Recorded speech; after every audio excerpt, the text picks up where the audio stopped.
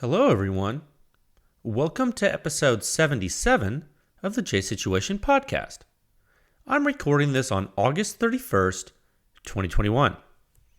Holy crap, it's September, man. It's basically September when you're listening to this. I don't know how that happened, but I am not mad about it. I am not. It's almost hunting season.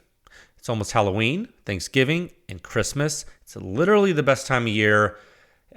Man, I live all year for fall. So it's the best season, best holidays. My birthday's in the fall. It's the best. It's basically all we need is this season. We don't need to mess with these other ones, I think. I think the fall is the best. So yeah. Coming up on the best time of year. And guys, I tell you what, this weekend though, so much testing. Oh, there was so much shooting. We're going to get that in on today's episode. It was a doozy, I tell you what, man. I was doing a lot of suppressed weapon testing with silencers. Yeah, silencers. Like scary spy assassin guys in the movies use those, right? Actually, yes, they do. And you can use them too. You can. Stick around and I'll teach you all about them. I will. I'll teach you all about silencers. And, also, if you end up wanting to buy one, spoiler alert, you probably will, a great place to buy them is from Silencer Shop. That's right. The J Situation podcast is proudly sponsored by Silencer Shop, the most efficient and intelligent way to purchase silencers. As a silencer consumer, Silencer Shop is not only my dealer of choice, but my infrastructure of choice. They've created a really cool advancement in the bureaucratic process with the ATF, little QR code on the Form 4 there that the ATF can scan instead of inputting the data themselves. It's really neat. There's a reason they've grown. They continue to innovate like that. They got a network of nationwide dealers where silencers are legal. You use their kiosk, you put your fingerprints in there, they encrypt it all secure for you. It cuts down on errors. It simplifies your silencer purchasing process. Money back guarantee, no paperwork errors. Just you and your silencer with no drama. It truly is silencer ownership simplified. It is. But most importantly, the J Situation podcast is brought to you by PEW Science, pushing the silencer industry forward one test at a time. You can visit pewscience.com for the suppression rating, the simplest and the most accurate hearing safe ratings for your suppressed small arms. They are based on true human sound perception.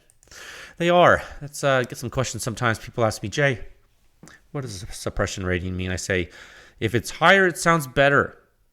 If it's lower, it sounds worse. Probably. Correlated to the 95th percentile human ear. The standard on the website, pewscience.com, there walks you through gunshot noise. It's sort of like a Wikipedia article, but it's more fun. I try to make it a little fun for you. If you haven't seen it, that's okay. You don't have to dig into the whole thing. Skip directly to section 5. It'll explain the suppression rating there for you in simple terms. Just lets you know how silencers stack up in comparison to one another with regard to the sound of the muzzle and the shooter's ear. You look at the muzzle, you look at the ear. How do the silencers stack up? That's what the suppression rating tells you. It gives you a hearing safe dose limit for the particular platforms on which the silencers are tested. That's all there is to it. You won't find this information anywhere else in the world. If you go to the 6th section of the standard, there are very detailed reviews of all the different silencers there. And you can go check them out on pewscience.com. And if you're in a hurry, you say, Jay, just give me the bottom line here. Say, okay, no problem, fam. I got you. Section 7, rankings. Go to the table. Browse to your heart's content. When you find something you like, you can drill down into as many details as possible by clicking on the review links there in the table. It'll take you back to section 6 and you can peruse. And as always, I will say, if you're a manufacturer and you would like to use PEW Science for private testing or consultant services, there is a form on the website with which you can submit that inquiry. We keep all that contact information and testing completely confidential, unless, of course, you would like PEW Science to publish it on our website, which most certainly will. If we do the testing, we have confidence in the data and analysis, we will be happy to show it to the world for you. You've seen a lot of that recently, haven't you? On pewscience.com, what'd you see? You saw some Otter Creek stuff. You saw some CGS stuff. There's been some folks that have chosen to release data to show you, and you get to see that. I think that's a It's a valuable thing for the industry. Stuff you wouldn't normally see, you get to see. Isn't that cool? I think it's cool. So, you can support this podcast. You can support PEW Science. You can support our testing and make sure this effort keeps going by joining with a membership at pewscience.com. And if you can't, I would never force you to do that. I mean, that wouldn't be right. So if if you feel like it's too rich for your blood, you say, well, perhaps you could spread the word.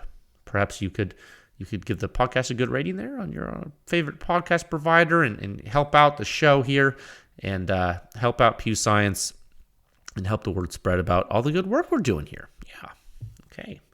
Remember, if we normalize suppressed small arms, it'll be better in the long run for everyone. I think that the long game is important. I do believe that. Okay, let's get into. I have 3 topics for you today. I think they'll be good. Topic 1, PEW Science field testing. Boy, howdy. A lot of work done recently, guys. Like significant. It's actually a significant amount of work. I'm very proud of it. There was contracted tests, and there was a lot of internally funded work. A lot of internally funded work focusing on the MK18. That's right. The MK18 in all its glory. Topic 2, let's wrap up that second solicitation of listener questions. I think we need to do that. It's time. We need to answer them so we can move on to more questions. Okay, so I'm going to try to hit all of those today. And then topic 3, huge PEW Science welcome to the newest corporate member, Dead Air Silencers. They joined PEW Science. Mr. Todd Magee, my gun friend and the chief of engineering at Dead Air there, has thrown his company's name in the hat to support PEW Science. It's monumental for the industry and for consumers. So if you have a chance, please thank Mr. Todd Magee. He is the salt of the earth, that man. He is. So thank you to all PEW Science members in general. I mean, you guys are all making this happen. It is the ultimate grassroots effort for the industry, and it is living and breathing. It is. It is going to become self-aware and outside of our control. That's the nature of PEW Science. Okay. Let's see.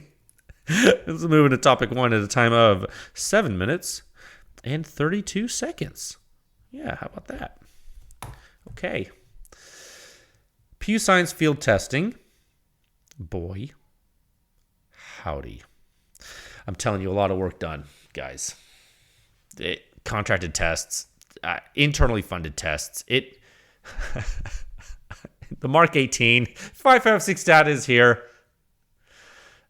Down is up is down. Cats and dogs living together under one roof. What in tarnation? I'm so exhausted. But I'm also excited. I'm actually, oh my goodness, great. The data set is always growing, and we just kicked it up a notch. We basically threw gasoline. We threw gasoline on the data fire. It's burning out of control. You know when you just start building a fire, and you're like, man, those railroad ties seem lonely. I'm sure we'll be sitting around this fire long enough to go through those. And you just throw those railroad ties on there because you're like, yeah, hell yeah. Who doesn't like a big bonfire when you're drinking some beer and hanging out? Yeah, that seems like a great idea. Yeah. Well, that's what PEW Science just did. But we also called in a napalm strike. I'm going to carpet bomb your brain. That's right. To quote one of my favorite songs, the way out is through. That's right. That's going to be the theme of this next phase of PEW Science. Now, a lot of contracted work took place this past weekend, and several PEW Science clients have had recent private test programs with us for various types of R&D and validation. It has been very great. It has been enjoyable. So shout out to those PEW Science clients who, of course, will remain nameless due to confidentiality. You know who you are, though, and powerful PEW Science clients. You are powerful. You are forward-thinking, and frankly, you are a cut above. You are. I mean, that's actually being proven. It is being proven in real time that PEW Science clients are, in fact, a cut above because they have better information than other people because they're taking the steps to do that. What I'm really excited to speak with you folks about the contractor work is all well and good. It helps. It's one of the mechanisms that keeps PEW Science afloat. And it's nice, and I love it, and the clients are great, and yada yada yada. Okay, it's all, everyone's great, blah blah blah. But what I'm really excited about right now is the internally funded PEW Science work, the work funded by all of you listening, or at least if you are a member of PEW Science, funded by members. Every member of PEW Science, no matter if you're a consumer, dealer, or manufacturer, member of PEW Science. I did some more subsonic 300 blackout. I did some more 300 through-8 bolt gun. But of course, I also added the Mark 18. 5.56, ladies and gentlemen. In an official test series, this is an official PEW Science test series. The data is hot, it's fresh, it's pouring all over. There's data all over you. What are you going to do? What are you going to do with all this data? Yeah, you like that. You like that data. No, but seriously, there's a lot of data. It's everywhere. And now I'm going to go full autistic digging into it. Yeah, that was what I was doing right before I started recording this. I literally don't know how to stop. See, here's my problem. When something's incomplete, I have to finish it. It's just a thing I have to do. It's a tick. It's like a nervous tick. Like I can't, like I have to finish it. It's very difficult for me to leave tasks incomplete. I can, and I do, but it hurts me inside. And so right before I was like, man, I know I have to record this podcast, but like, let me just analyze one more waveform. Yeah. And I was like, yeah, just give me a little more. And I was like, oh, God, I gotta stop. So I found a stopping point, which I hate to do, frankly. And started talking into a microphone like a crazy person. But yes, no, but seriously, there's a lot of data. And I am already seeing some incredible things that are going to be super awesome to analyze and present to all of you, frankly. The data reduction, the analysis, all the cataloging, frankly, of all this is of course going to be a lot of work, but it's also going to be hugely beneficial for the industry and consumers, I think. It is. And I also know that as soon as I start publishing this data and analysis, you are going to ask for something different, aren't you?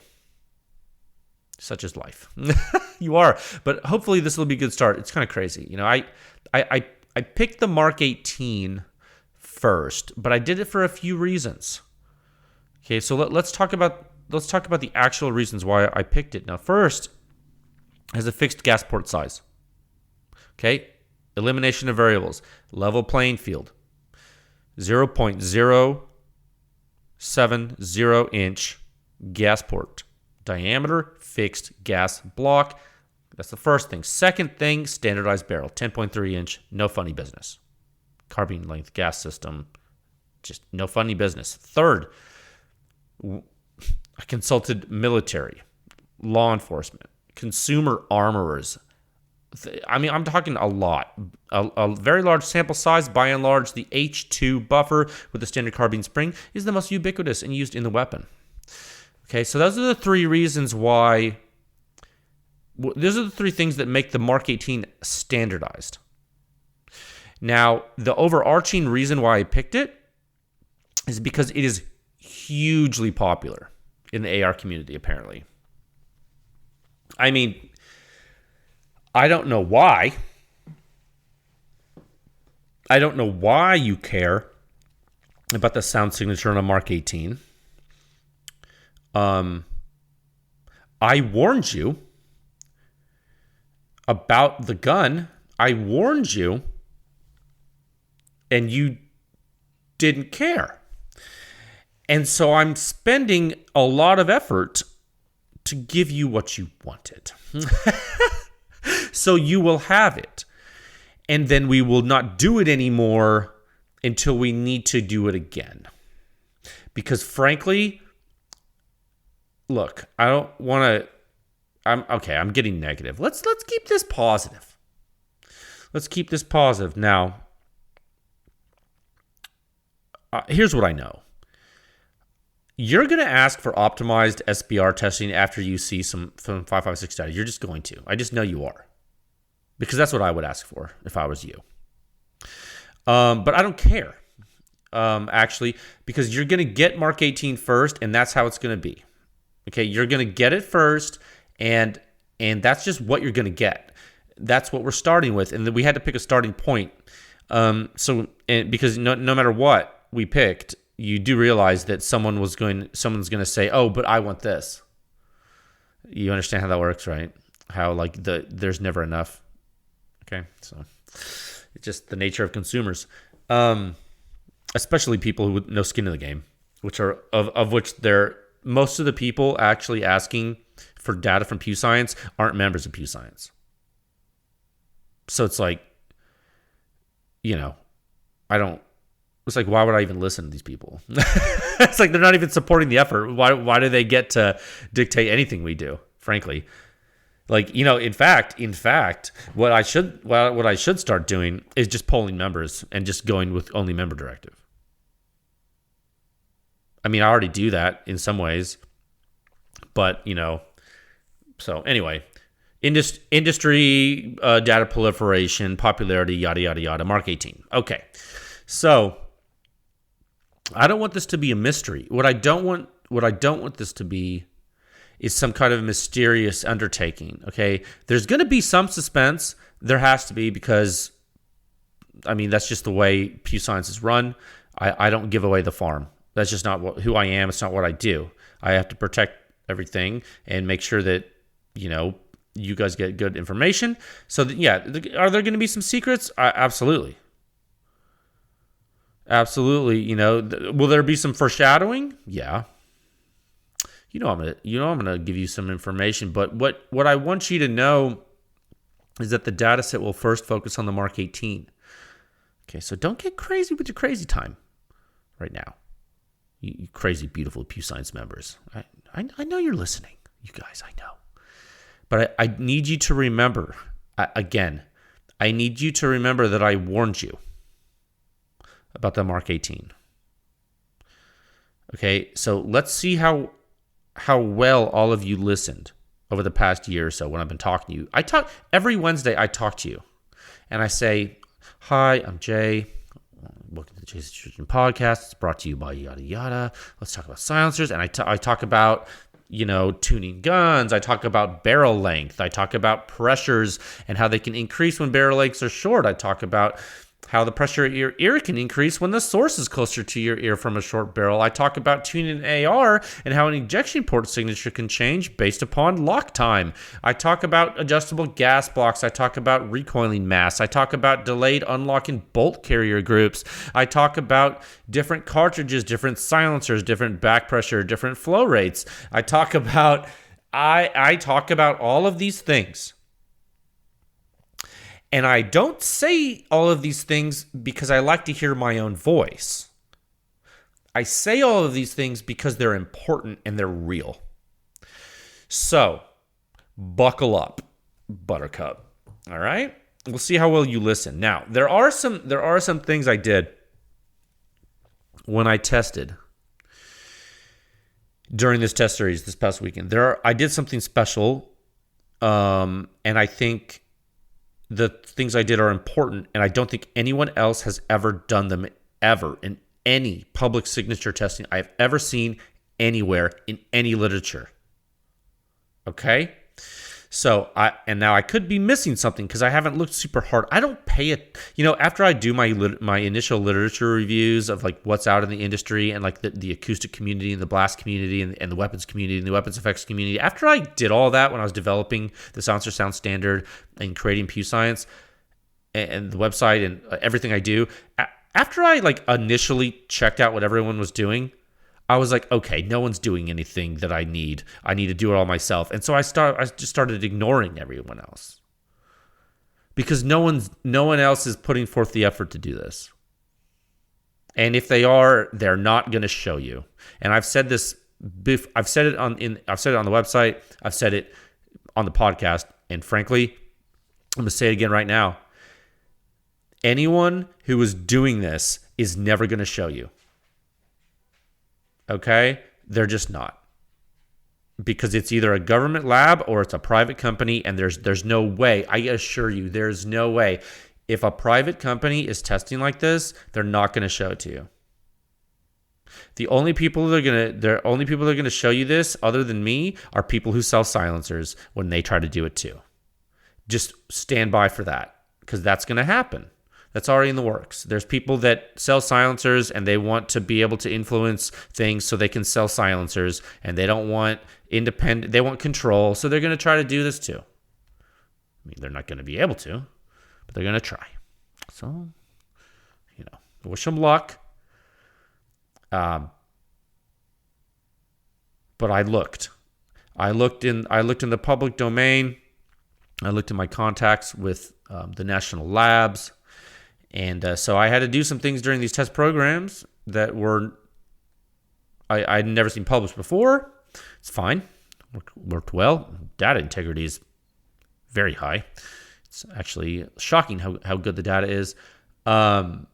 It's actually one of my proudest moments. It was definitely a high five moment with the testing team. It was.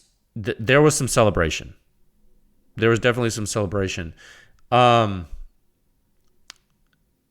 the data that comes from this is going to be...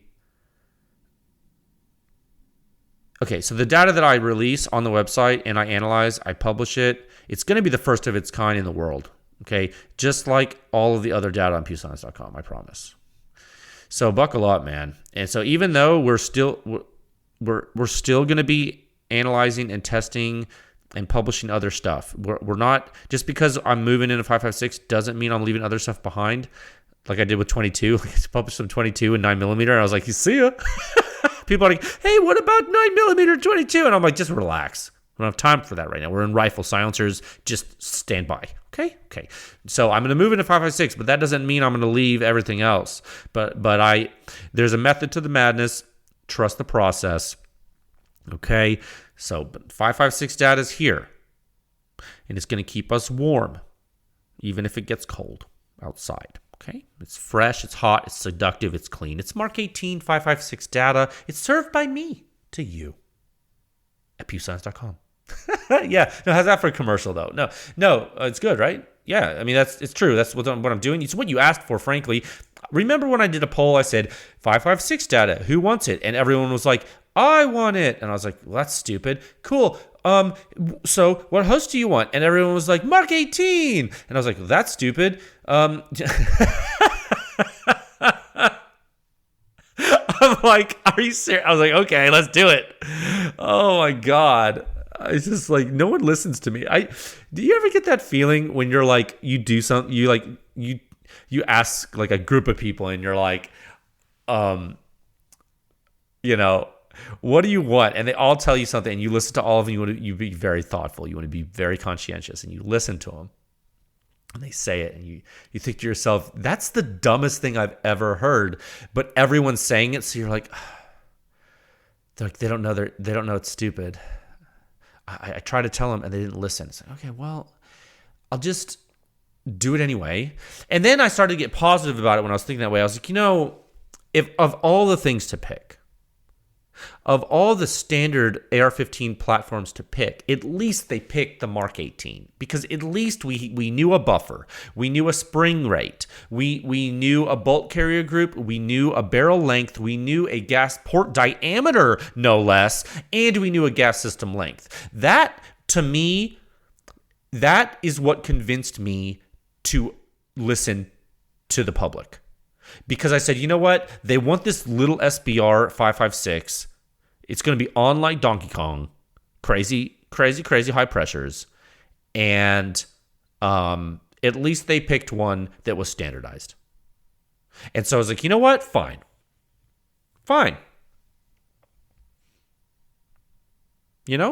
And so it's cool. So I got excited, and now I'm excited. Now, like, I've been looking at the data. I'm like, oh my God, what does this do? Oh my God, what does this do? And because it's standardized, I'm like, oh my God, look what I can do with the data.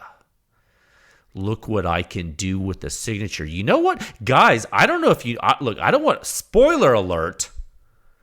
I don't want to spoil this, but You guys know that this is a semi-auto rifle, right? So guess what PewSoft can show you? Bruh. A lot of stuff happens when you fire an AR-15. PewSoft can see what happens. PewSoft doesn't... Look, folks, I'm not using an off-the-shelf commercial measurement system like everybody else in the entire industry. I'm not using a B&K Pulse. I'm not using any of this stuff. I built PewSoft. I programmed PewSoft. I wrote the software. I built the hardware. And I made it to do something that needs to be done for this type of research. And PewSoft can see everything. I was in the field, and I almost started doing calculations. Like, in fact, we actually did. The testing team, we actually did start doing calculations at one point due to some super interesting things were happening. We were seeing some things in the data. We were like, whoa, what in the actual F? Oh my God, is it actually picking that up? And we're like, oh my God, it's actually picking that up right now. What? And like, we were looking at that, and we're like, oh my God, is that going negative right now? Oh my God, it's going negative right now. It's going negative right after that happens. We're like, oh my God, it is. Why is that happening with that particular silencer? We're like, oh my God, could it be this? Could it be XYZ? And I'm like, oh my God, it is. It's because of that. Oh my God. Okay.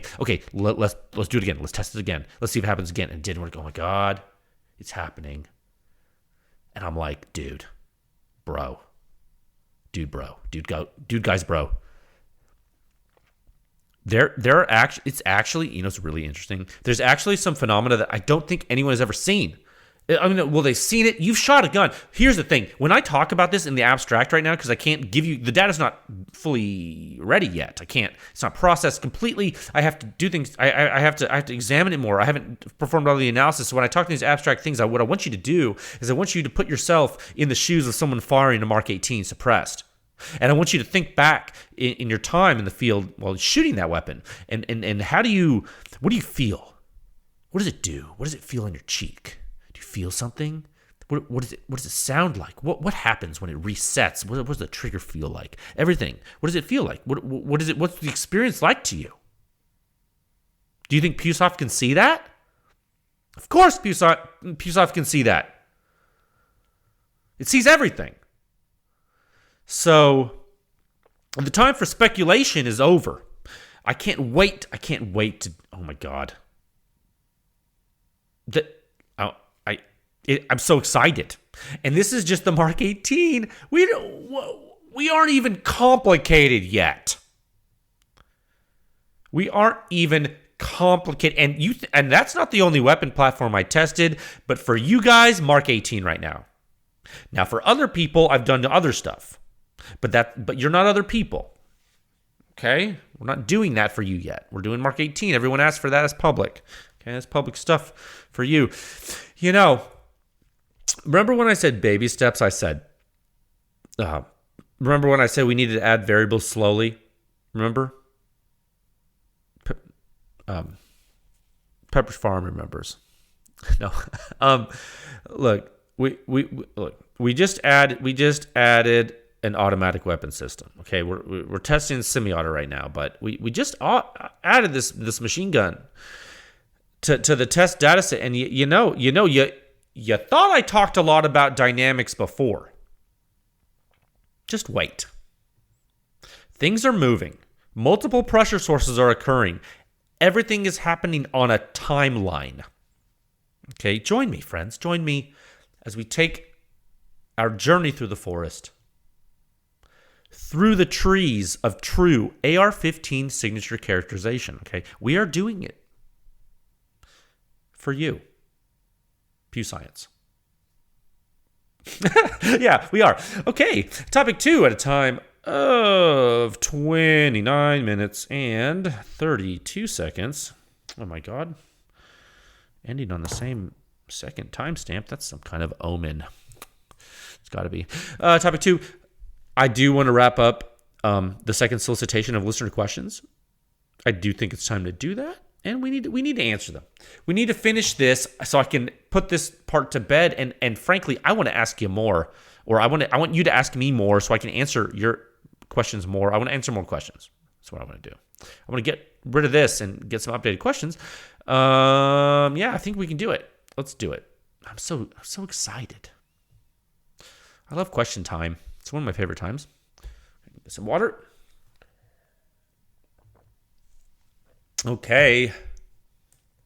All right. Let's see. Where were we last time? Minimize that and maximize this. Okay. Yeah. We left off.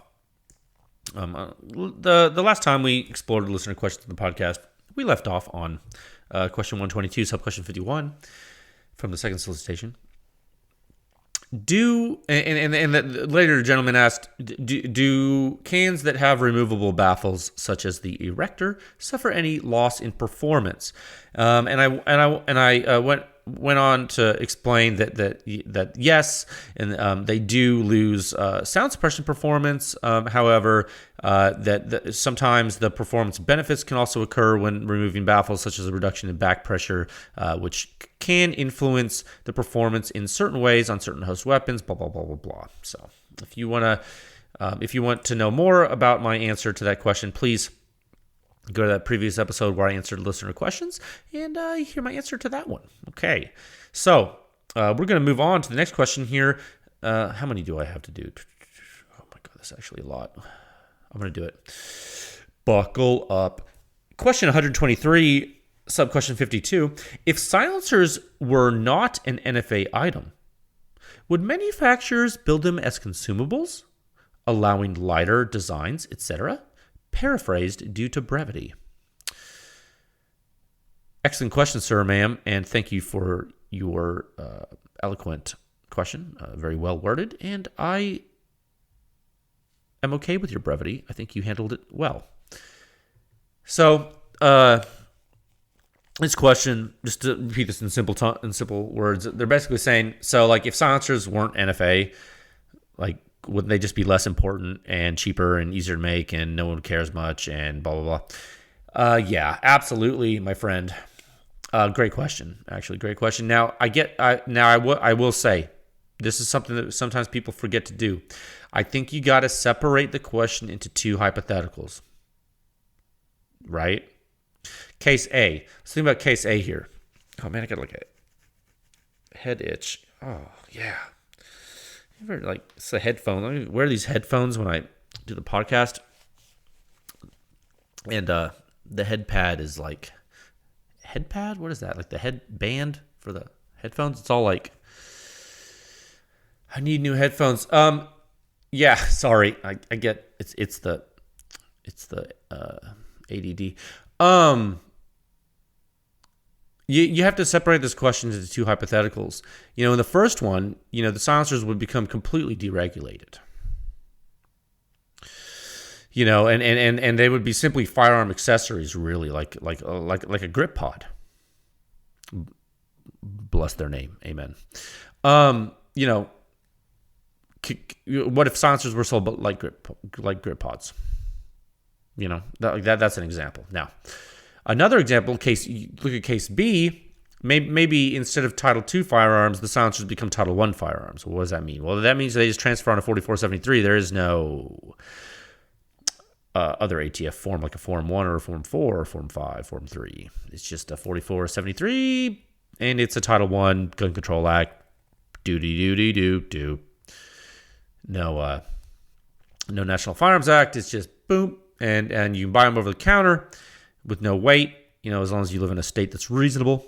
So yeah, so in the first hypothetical case, man, you're going to get some consumables to the point of like Amazon, eBay, Wish.com items that'll probably kill you, frankly.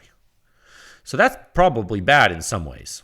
That would definitely happen. Now in the second case, because think about it, the stuff that's like you already see knockoff grip pods, you already see knockoff like forward grips and like butt stocks and all kinds of crap that falls apart. So if silencers were completely unregulated and just accessories, the silencers, everyone would be buying them and they would just blow up. and you have shrapnel in people's faces. I guarantee you. I mean, that already happens now.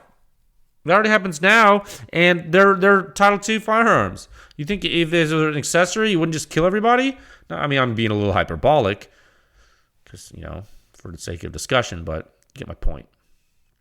You don't kill everybody, necessarily. Now, but, in the second case, when there's a little more regulated, when it's Title I, well, price goes up by default because of that.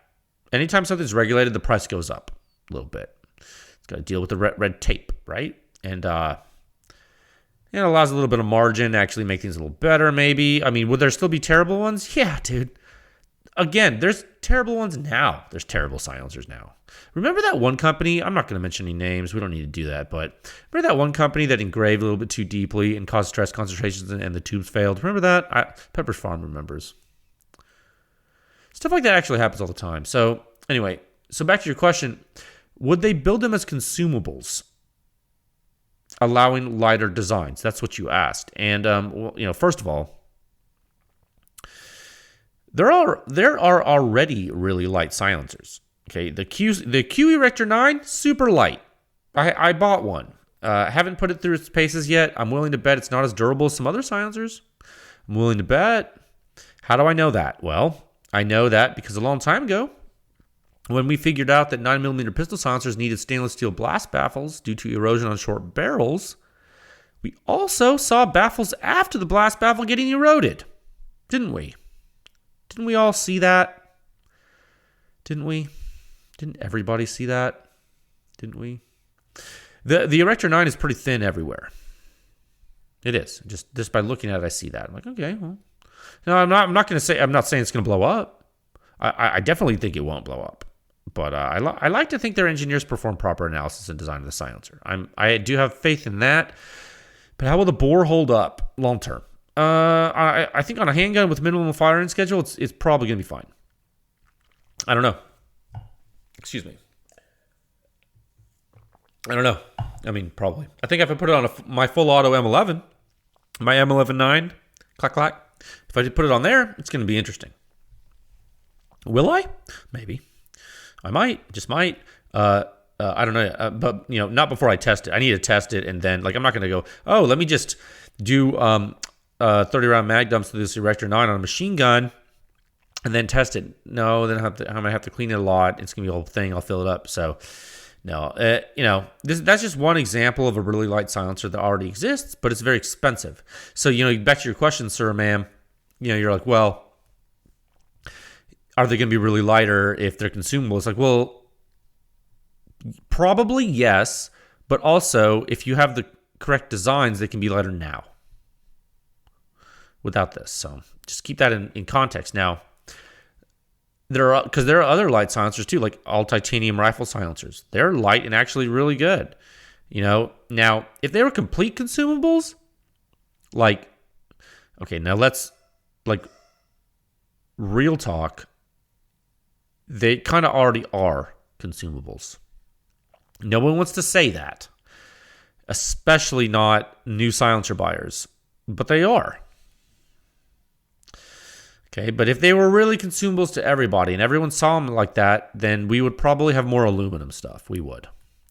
And I would say that would probably happen. Aluminum is way cheaper and it will work just fine for a lot of stuff. It really will. Even rifle, you can make aluminum rifle silencers. You just got to design it right.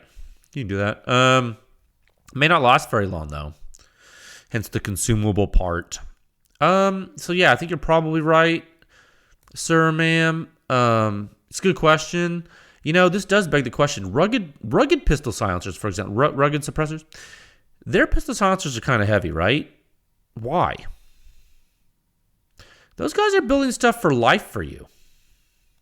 So in their mind, maybe they aren't consumables, So yeah, everyone has a different mindset, I think. I think that's important to think about your mindset, what you want, what you need. To your question, I think it was a great question. I think you hit the nail on the head, sir, man. I think you did. I think that would probably happen. Thank you for the question. Okay. All right, question 124, sub-question 53. Are Form 1 22 long rifle cans a good place to start learning how to make your own? Excuse me. I think that would be an excellent place. What a great question. It would be the 22 silencers are a great place to start. How to make your own silencer? Of course. 22 silencers are not only a great place for the Form 1 enthusiasts to start, but they're a great place for licensed manufacturers to start. For several reasons. I can never say several. Several. So, you ever say a word so many times it sounds weird? Several. There are a bunch of reasons why 22 silencers are a good place to start. For example, here's a reason. 22 ammo is really cheap and common. So anytime it's easy to get the ammo with which to develop your product, that's good. So that's one thing. I mean, goes without saying, but hey, it needs to be said. Second thing, the combustion pressure and the combustion duration is very low. Both of those things, not just the pressure, but the duration. Understand, there's both. There's a time component always. The combustion pressure and the duration is very low. Okay, so that means it's very forgiving. What does that mean? Let's low impulse. Dun, dun, dun. Low impulse, low combustion pressure and duration, low area under the pressure time curve.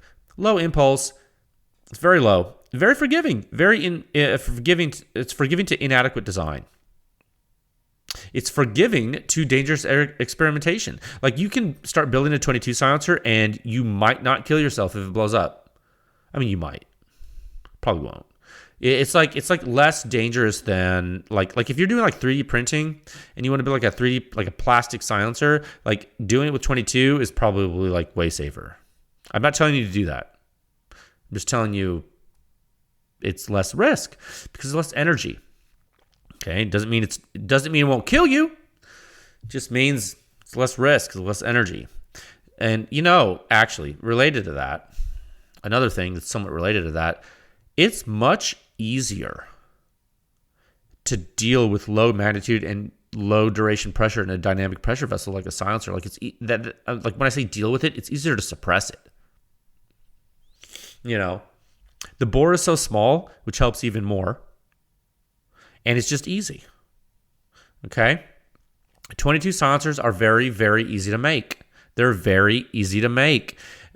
However, to make an incredibly awesome one that doesn't influence accuracy and has very low first round pop, that's hard, dude. That's challenging. So that's actually another reason why they're good, because getting those optimizations done is more forgiving for all these reasons when you move up to centerfire. You move up to centerfire, you're going to be in a better spot because you get your fundamentals. You're getting your chops, right? So I think when people start with centerfire, it can be great, but it can also not expose them to some of the advanced fundamentals early on because they're going to be more hesitant to take a lot of risk. Or they won't be able to play in a big as big a sandbox. Does that make sense? That could be a little abstract, but I'm okay. So what's interesting? Todd Magee, Dead Air. His old form. And you guys know this. This is public knowledge. His old Form 1 design for the Sparrow monocore. He showed that to us on Silencer Talk back in the day. And that's like before, like when, and that company started Silencer, that started the Silencer Co. That was their first product. That was their only product they had. The Sparrow silencer with the clamshells. That was all they sold. That was the only product Silencer Co. had. That was neat. We were all there. Like, dude, there's a lot of people that were there for that, watching that happen. Okay, that was a really neat time in silencers. And that dude just released the Primal. That big bore, that 46, I think it's 46 caliber, I can't remember. 46 caliber silencer. So that's cool, and there's more stuff coming from him. And I say from him because they're his designs. Todd is designing the products. So I say they're from him. He's the chief engineer of Dead Air. So he started with 22, with the Form 1 22. And so this To answer your question, sir or ma'am, are Form 1 22 cans a great place to start learning how to make your own? Yeah, I'd say yes, they are. Absolutely. Many great silencer makers started there. Even Robert Silvers, remember him? At Advanced Armament Corporation with Kevin? Robert was a smart guy. Kevin hired... Robert was doing sound testing. You know that, right? Before he worked at AAC, he started doing sound testing. Like, he was basically trying to... Actually, you know what? Robert would try to do what I'm doing. He wasn't able to. He's very intelligent, extremely smart. He invented photo mosaic software. He's doing NFTs now. If you want to buy an NFT of Robert's photo mosaic stuff, you can. It's kind of cool. I saw he was doing that online. I haven't talked to him in, I don't know, over a decade. Anyway, hold on. The dog's coming up. What's wrong? Well, I'll feed you in a second here. Dog's hungry. She's whimpering at me like, why aren't you feeding me? It's like, well, I will. I'll feed you in a second. Okay. Oh, now she's crying. I got to feed this dog 1 second. Sorry about that, folks. Had to feed the dog. I had to give her. I felt bad. I was a little late feeding her. I put some chicken broth on her food there. She really likes that. Okay. Where was I? What was I talking about? Oh, yeah. Robert Silvers at AAC with the 22 silencer where he started. I actually don't know if that was the first silencer he ever designed, but I do know he designed the Prodigy. Oh God, yeah, he designed the Prodigy, and he figured out the hard way. It was a slant baffle monocore design. He figured out the hard way that accuracy can suck. He did with that design. And, finding that out in the 22 silencer like they did was fortuitous. And, that's just another reason why I think 22 is a great place to start. It'll let you make mistakes that are cheaper to correct. If you know who Cortland is, you'll get a laugh. For those of you listening who know who that is, it's hilarious. For those of you who don't, hey, if we ever have a beer sometime, if we ever meet each other at a show or at a range or whatever, I'll tell you the story. Remind me, okay? This is a good question. Form 1 is Form 1 a great Form 122 a great place to start? I think it is. That's a great question. Okay, let's move on to the next one. Question 125, sub-question 54. Have you observed back pressure and impulse change when firing rapidly? Oh, man. Incredibly good question. Incredibly good question. Let me rephrase this a little bit. So I can not only talk through it, but also try to help answer, and maybe help other people understand the question too. It's gonna be a tough one. So you're asking, have I, when firing a semi-automatic or automatic weapon with a silencer, noticed flow restriction or its symptoms to increase or decrease when the time between shots decreases? I think that's what you're asking, right? Like, not necessarily have I noticed this, not necessarily, but also maybe I have. Let's think about it a little bit. Did I repeat that right? Because let's repeat his question or her question. I'm assuming it's a dude. It might be. I never want to assume nowadays. This 2021, they get sensitive to these things, So they say how have I observed back pressure and impulse change when firing rapidly? I say you're asking me, are the symptoms of flow restriction in a silencer or flow restriction itself, do they increase or decrease when the time between shots decreases? When you say firing rapidly, you are lowering the time between shots, yeah? You're shortening the time between shots. Okay? So let's talk about how back pressure manifests itself. Let's talk about that. So talk about it in simple terms with a bolt gun. You pull the trigger, primer gets hit, explodes, ignites the powder burns quickly, pushes bullet goes down barrel, being pushed by expanding propellant gases, keeps gaining velocity, keeps gaining momentum, air column pushes into the silencer from the bullet, silencer starts to pressurize. Baffles are creating turbulence and restricting the flow of the air column. Then the bullet comes out of the barrel, comes into the silencer, followed by an extremely high pressure event, the uncorking of the bullet. Superheated propellant gases right behind it. Yeah. They jet to the silencer. They go into the blast chamber. Pressurizes the silencer further. Okay, that's really what happens. You're building pressure. Flow continues to jet out of the silencer, actually. Starts coming out of the silencer. Comes out of the end. And depending on if the silencer is, depending on the silencer, that flow is getting trapped and more of the silencer is being pressurized and filled. Eventually, the combustion duration will reach its maximum and the pressurization will slow down. It will peak. Then it will start to decay. And so the flow rate will slow down to 0 and you could blow air through the silencer. But you're asking, Jay, what if decay doesn't start? And you do it again. And then you do it again. And then you do it again. I suppose we would have to look at the time regime of the decay, wouldn't we? We have to look at the time regime of the decay, of the pressure in the silencer, wouldn't we? Because it's varying with time. It's not constant. It's not a static pressure. It's dynamic. We would have to look at the time. We have to plot it inside. We have to plot the inside pressure, wouldn't we? We have to determine the rate of, like the time regime of the rate of fire of the weapon. You'd have to look at the time regime of the decay and the time regime of the rate of fire of the weapon to determine if you can make the flow rate change due to the flow characteristics of the specific silencer. I think that's what you would have to do. It's a good question.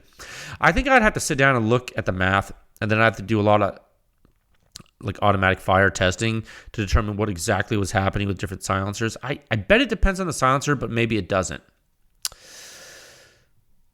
Back pressure or flow restriction does have a time component because I think it depends on initial conditions. So, to the extent you can influence those initial conditions in a weapon system with continuous fire, yeah, it may change. Practically, during machine gun fire, now this is something that, I just talked about this quantitatively. Let's talk about it a little bit qualitatively. Now, practically, during machine gun firing, you may notice blowback out of the ejection port that keeps happening. But that doesn't necessarily mean that the back pressure is changing. It means that you're just doing it over and over again, so the blowback is additive. So blowback is a symptom of back pressure. You asked me, have I observed back pressure and impulse change when firing rapidly? What I'm saying is you can observe blowback increasing when firing rapidly because it's being additive. You're adding phenomena on top. You're stacking things in time. Everything's time dependent. When you do something over time, time matters. So remember, the time regime of a gunshot is short. The time regime of low pressure flow like blowback to the atmosphere is long. I say it's low pressure because relative to the actual pressure in the gun barrel during firing, it's low. Because if it was the same pressure as the one during firing, well, then it would be very violent to you. You have muzzle blast at the ejection port, and that would be bad. But you don't. Okay. You'd actually have higher than muzzle blast pressure at the ejection port. So yeah, let me say that again. The time regime of a gunshot is short. The time regime of low pressure flow like blowback to the out of the ejection port to atmosphere is long. So long duration events are sometimes more noticeable to you, the human shooter. Okay, so it's an excellent question. I feel like we need to speak more about this, sir, man. Please send me an email. But also, soon you'll get some 5.56 testing on semi-autos, and we'll talk more about this. It's going to be great. Great question. Okay, how are we doing on time? That's the name of the game here. Oh, good. We're not quite an hour in. This is going to be a perfect podcast today, isn't it? Question 126. Sub-question 55, current champ of 30 caliber 30 cals.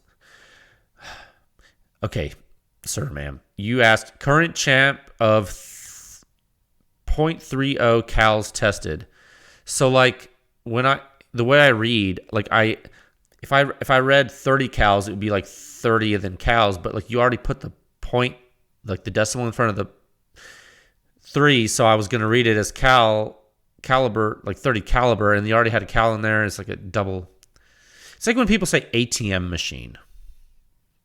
It's like, no, it's an ATM or it's an automatic teller machine, but it's not an ATM machine. That's like saying it's an automatic teller machine. You already said machine in the M. It's already in the word. This person's asking, what's the champ of the 30 cals? 30 cal rifle silencers. That's what they're asking. Well, I don't know what, sir or ma'am. I'm assuming you're talking about sound. So this question was probably asked before I had released more data. Now, with regard to overall sound signature, like overall, it's probably the Hyperion by a hair, dude.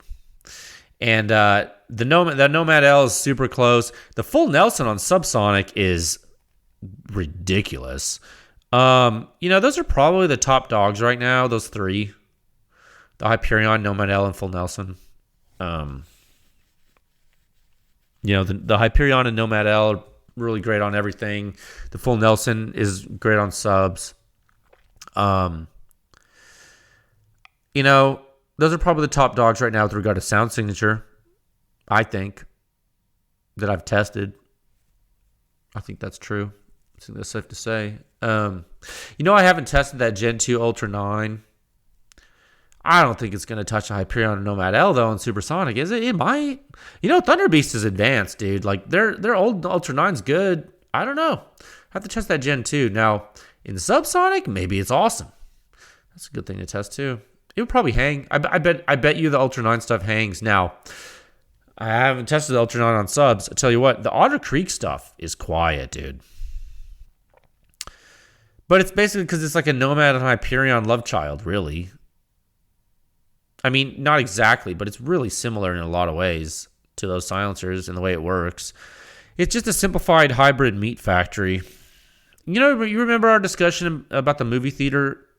You remember the movie theater analogy I used when I discussed the Otter Creek stuff? It's not for the faint of heart, but I hope that helps, sir, ma'am. Good question. So yeah, those silencers are quiet. Okay. This is question 127. Sub-question 56. How would altitude affect the suppression rating? Oh, look at the big brain on question asker person. Good question, sir, ma'am. It would depend on more than altitude.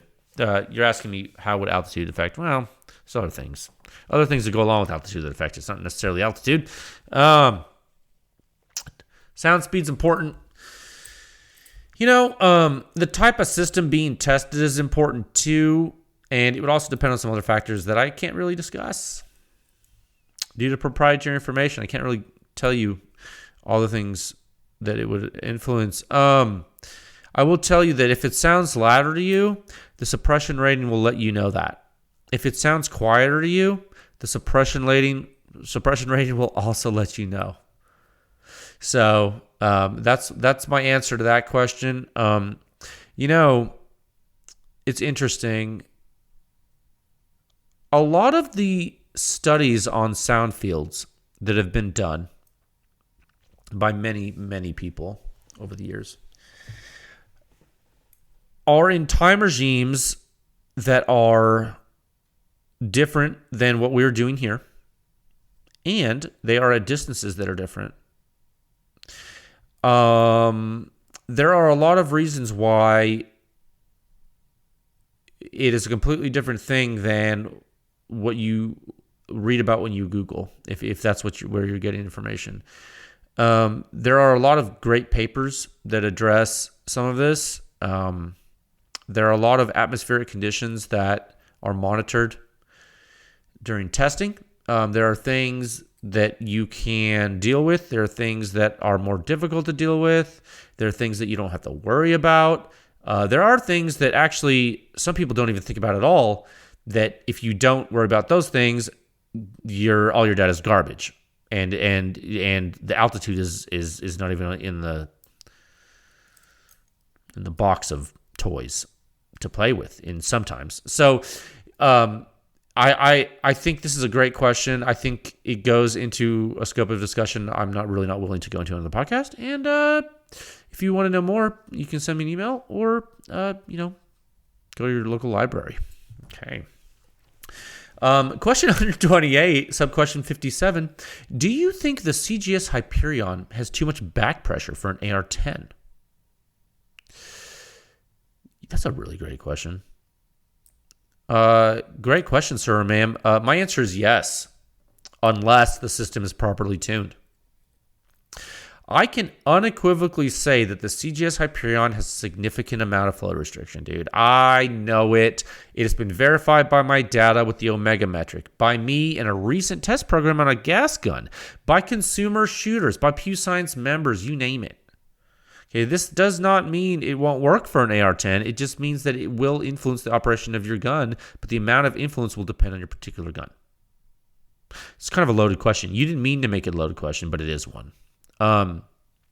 It shouldn't necessarily cause one not to use a Hyperion, but it should cause you to pay attention to your host weapon and its configuration when using a silencer. And that is something you should do no matter what silencer you're going to use. Okay? Don't let it, just because of the Hyperion, you need to think about it all the time. Unless you're going to be using ultra low back pressure silencer like an OSS or something like that, you do need to care about your host weapon and its parameters. Okay? Okay. Great. Man, what a great question. And you know what that does, guys and gals? The J Situation podcast listeners, PEW Science members, ladies and gentlemen, that ends our round 2. That's 128 questions. 128 questions we answered for you folks. It took us a lot of episodes to get through them. I fit them in here when I could, but this spreadsheet, I'm going to save this. I'm going to go ahead. Well, I'm going to highlight that row like I always do.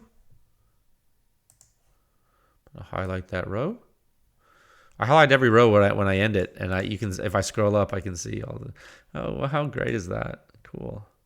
Okay, I'm going to close that, and we're finished. So now I'm gonna solicit more questions for you eventually. Soon, probably. So get your questions ready, and when I do, I'll do like an Instagram story, and you can submit them, and then we can do that again. That's awesome. All right, topic 3 at a time of, where's my timer?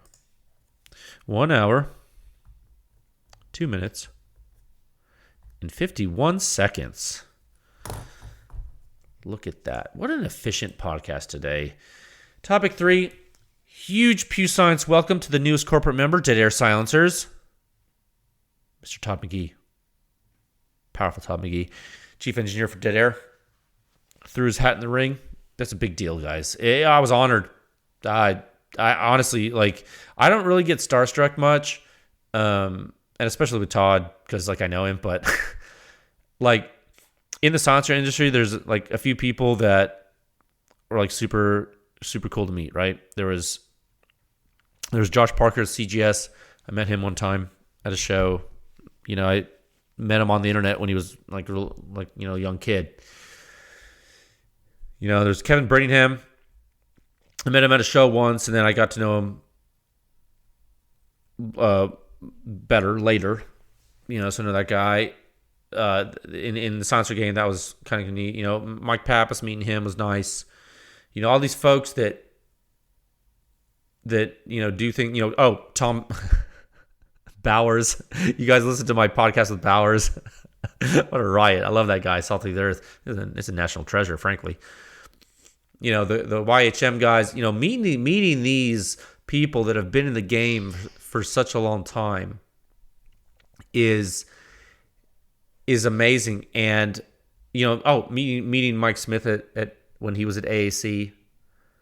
My dog's playing with a toy. I don't know if you guys can hear that squeaking. She had a great dinner, and now she's playing. all these people, meeting them was really cool.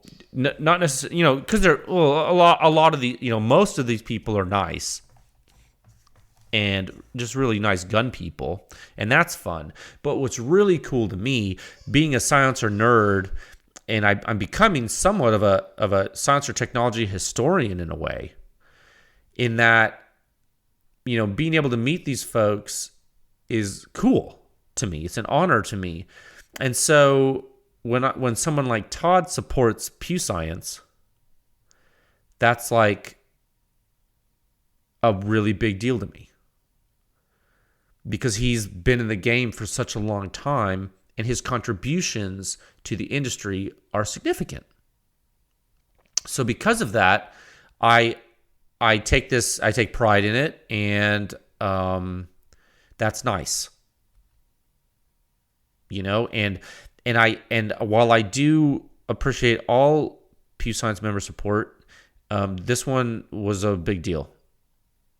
And I'm thrilled. I'm thrilled to have Dead Air on board. It says something about where the industry's going. Todd sees it. We talk all the time. He's been around. He knows silencers. He sees the value in Pew Science. And now Pew Science is going to be involved with Dead Air R&D. And yeah, heard it here first, folks. Say that 5 times fast. Yeah, Pew Science Army's growing. The industry's getting better. Remember, that was like one of the goals of this, to make the industry better. It is. And you know what? To the folks who say Dead Air doesn't have engineers, dude, that's an interesting thing to say. That's a really interesting thing to say. Here's a little tidbit for you. I want you guys to, that there's a designer working at Dead Air right now, and he's not an engineer, but he's a designer. And you know who that guy used to work at AAC? All the pistol silencers with the K baffles in them? All that stuff? You know who designed and tested those silencers? Mike Smith. Mike Smith, the same Mike Smith that also threaded his P210 barrel at Tornado Tech when I did. The same Mike Smith that now works with Todd at Dead Air. It's interesting, right? It's interesting. I thought that was interesting. So I want you to keep that in the back of your mind. Okay, so thank you. This is grassroots. This is grassroots support from you listening. This is grassroots support from Pew Science members, the consumers. This is grassroots support from silencer companies, grassroots support from weapons developers, from gun shops. You guys are all making this happen. You are, and so for that, my friends, thank you. Okay, stay safe. There's a hurricane, and I used to live on the Gulf Coast. I do know how hurricanes can affect folks. Hurricane Ida did hit landfall in Louisiana. Shout out to Bowie Outfitters down there. They are okay.